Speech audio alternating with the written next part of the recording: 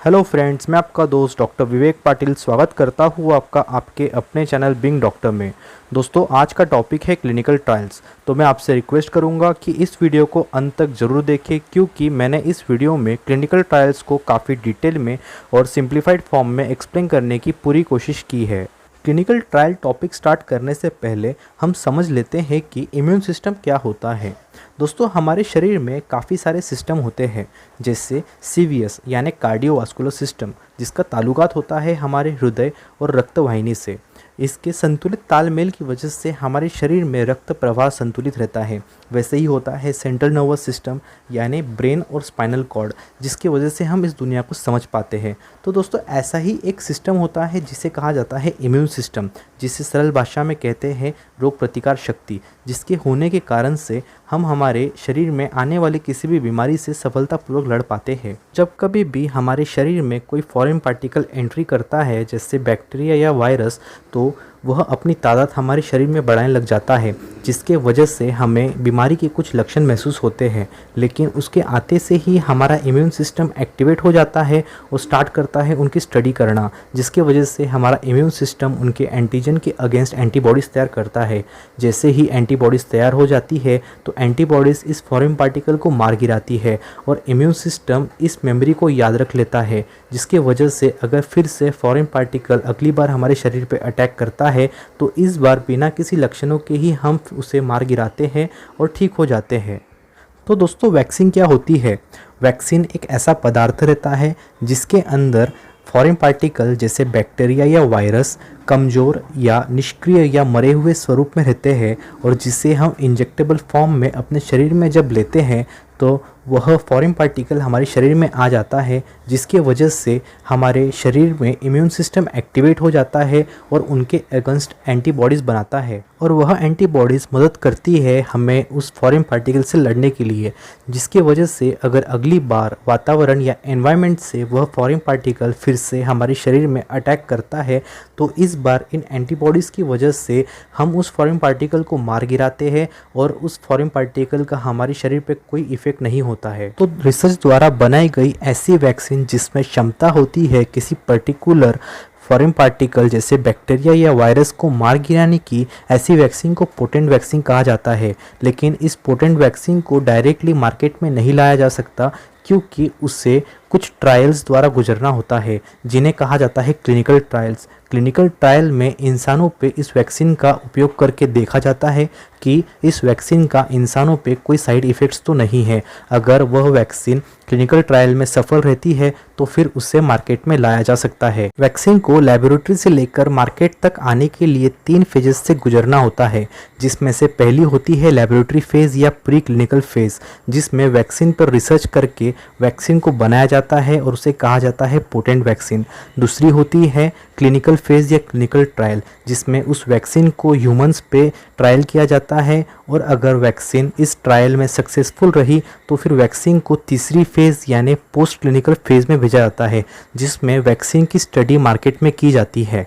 किसी भी ड्रग या वैक्सीन पर क्लिनिकल ट्रायल्स करने से पहले रिसर्च टीम को हेल्थ अथॉरिटी जैसे DCGI या ICMR को इन्वेस्टिगेशनल न्यू ड्रग और न्यू वैक्सीन एप्लीकेशन सबमिट करना होता है, जिसके बाद हेल्थ अथॉरिटी रिसर्च टीम को परमिट देती है उस वैक्सीन को क्लिनिकल ट्रायल्स में लाने के लिए। क्लिनिकल ट्रायल्स में 3 फेजेस होती है, फेज़ 1, फेज़ 2 और फेज़ 3। क्लिनिकल ट्रायल फेज़ 1 में 20 से लेकर 100 पार्टिसिपेंट्स होते हैं, जिन्हें हम वॉलंटियर्स कहते हैं।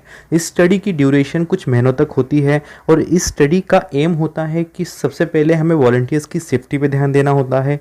फिर इस स्टडी से हमें देखना होता है कि जो ड्रग या वैक्सीन है उसकी सेफ डोज रेंज क्या है, कोई साइड इफ़ेक्ट्स तो नहीं है, उसकी टॉलरेबिलिटी कैसी है इंसानों में, साथ ही में रूट ऑफ एडमिनिस्ट्रेशन क्या हो सकता है, यानी हम इस ड्रग को या ओरली लेंगे या इंजेक्टेबल फॉर्म में देंगे, या देखा जाता है। फेज़ 1 की स्टडी 3 तरीकों से की जा सकती है।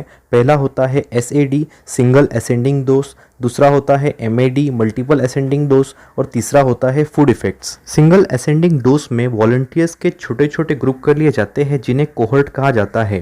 पहले कोहर्ट को एक मिनिमम डोज दिया जाता है और उसकी स्टडी एक टाइम पीरियड के लिए की जाती है। अगर उसमें कोई साइड इफ़ेक्ट्स नहीं रहते तो दूसरे कोहर्ट को इंक्रीज डोज में वह सैंपल दिया जाता है। ऐसे ही डोज को तब तक बढ़ाया जाता है जब तक कि मैक्सिमम टॉलरेटेड डोज ना मिल जाए। मैक्सिमम टॉलरेटेड डोज वह डोज रहता है जिसमें हमको अपना फाइनल आउटकम मिल जाता है और जिसके ऊपर डोज बढ़ाने से साइड इफ़ेक्ट्स हो सकते हैं। दूसरा तरीका होता है मल्टीपल असेंडिंग डोज, जिसमें वॉलंटियर्स के छोटे ग्रुप कर लिए जाते हैं यानी कोहर्ट्स बना लिए जाते हैं। हर एक कोहर्ट को एक मिनिमम डोज दिया जाता है और उसकी सर्टेन टाइम पीरियड तक स्टडी की जाती है। स्टडी करने के बाद उस डोज को तब तक बढ़ाया जाता है जब तक कि मैक्सिमम टॉलरेटेड डोज ना मिल जाए। मैक्सिमम टॉलरेटेड डोज मिलने के बाद इस स्टडी को रोक दिया जाता है। Multiple ascending dose study single ascending dose study से ज़्यादा बेहतर है, क्योंकि इसमें एट ए टाइम हम काफ़ी सारे डोसेस के एक साथ स्टडी करते हैं और साथ ही में इस स्टडी की वजह से ओवरऑल ट्रायल का टाइम पीरियड भी कम हो जाता है। तीसरा होता है फूड इफेक्ट स्टडी, जो कि डोज स्टडी के साथ साइमल्टेनियसली की जाती है। इसमें देखा जाता है कि वैक्सीन के वर्किंग में फूड की वजह से कोई डिफरेंस तो नहीं आ रहा है। फेज़ 1 ट्रायल के सक्सेसफुल होने के बाद फेज़ 2 ट्रायल किए जाते हैं। फेज़ 2 ट्रायल में नंबर ऑफ वॉलंटियर्स बढ़ा दिए जाते हैं, जो कि 100 से लेकर 300 हो सकते हैं।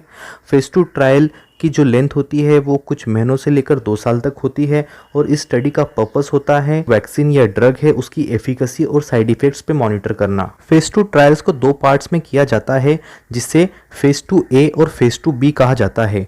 फेज़ 2A में मैक्सिमम टॉलरेटेड डोज को स्टडी किया जाता है और फेज़ 2B में ड्रग या वैक्सीन के फार्माकोकाइनेटिक्स को समझा जाता है, स्टडी किया जाता है। यानी ड्रग या वैक्सीन बॉडी में किस प्रकार से काम करती है, इस चीज़ को पूरी तरह से स्टडी किया जाता है। फेज़ 2 स्टडी होने के बाद फेज़ 3 स्टडी की जाती है। इस स्टडी में नंबर ऑफ़ पार्टिसिपेंट्स 300 से लेकर 3000 तक होते हैं। इस स्टडी का जो ड्यूरेशन है वो 1 साल से लेकर 4 साल तक हो सकता है और इस स्टडी का पर्पस होता है overall monitoring of the dose and drug और वैक्सीन। फेज़ 3 क्लिनिकल ट्रायल्स को randomise double blinded clinical trials द्वारा किया जाता है, जिसमें वॉलंटियर्स को 2 ग्रुप में डिवाइड कर दिया जाता है, जिसमें से एक ग्रुप को वैक्सीन इंजेक्ट की जाती है और दूसरे ग्रुप को वैक्सीन जैसा एक पदार्थ इंजेक्ट किया जाता है जिसका शरीर पर कोई असर नहीं होता, जिसे प्लेसिबो कहा जाता है।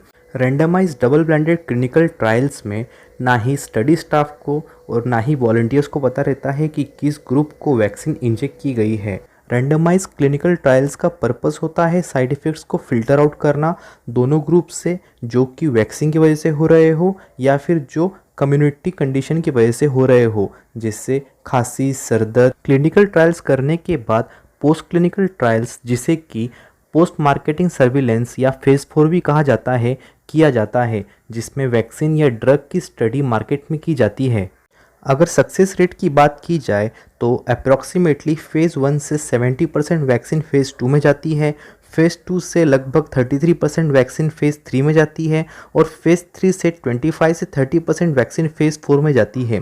फेज़ 4 यानी पोस्ट मार्केटिंग सर्विलेंस में वैक्सीन आने के बाद लगभग 70 से 90% वैक्सीन ही मार्केट में बनी रहती है। मैं आशा करता हूँ कि आपको क्लिनिकल ट्रायल्स और वैक्सीन का लेबोरेटरी से लेकर मार्केट तक का सफ़र समझ में आ गया होगा। तो इस वीडियो को ज़्यादा से ज़्यादा शेयर और लाइक करें और अगर आप मेरे चैनल पर नए हो तो मेरे चैनल को ज़रूर सब्सक्राइब करें। साथ ही में अगर आपको कुछ डाउट हो तो आप मुझे कमेंट बॉक्स में कमेंट भी कर सकते हैं। धन्यवाद।